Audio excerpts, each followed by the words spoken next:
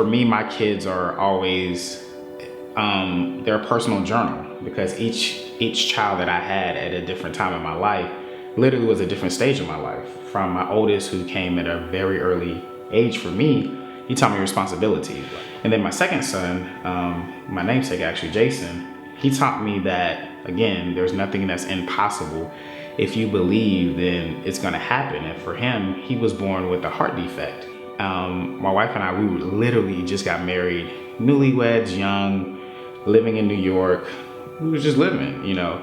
And he came along, and of course he was a blessing, and it was amazing. And then 6 months later, you hear, you know, your child has a problem that needs to be fixed, not tomorrow, not next week, but you're sitting from the doctor's office to the hospital within 30 minutes because it's literally a medical emergency. And then you find out that there's only 3 doctors in the world that can perform this surgery. You actually have one of the 3 doctors that's gonna perform the surgery and invented the actual technique. I mean, that was in itself a blessing. And to understand that, you know, with life, it doesn't matter. You might get craziness, but then sometimes things just fall into place like they're supposed to, because I could have been anywhere in the world and we had him, but we were in New York, where we should be, top doctors in the country, top hospital in the country. And so that teaches you that miracles do exist. And so he taught me that. And then my youngest, Justice, if you meet him or anybody meets him, he's myself. He's the child that literally, in our family, we call him the habitual line crosser. Like, he just, I don't care what line you put in the sand, he's gonna cross that line just to see how far he can get.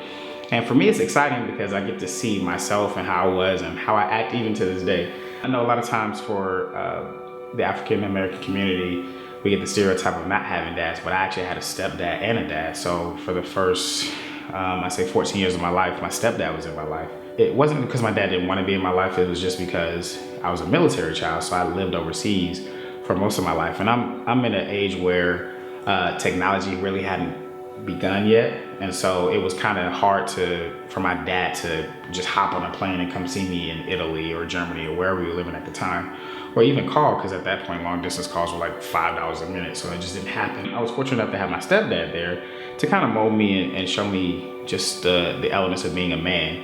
And then when I got older, about 15, I was fortunate enough to go live with my dad and actually learn from him, which was crazy because we butt heads a lot, but now that I'm older, I realize it was because I was literally just like him. So that made life even better for me because I could see myself in the future almost, in a sense, and know what to do and what not to do. Probably something that stuck out growing up that was very important to me, and he would just say it all the time. And I don't know if he just accidentally would say it all the time or it was something he really believed in or whatnot, but it was, don't just exist.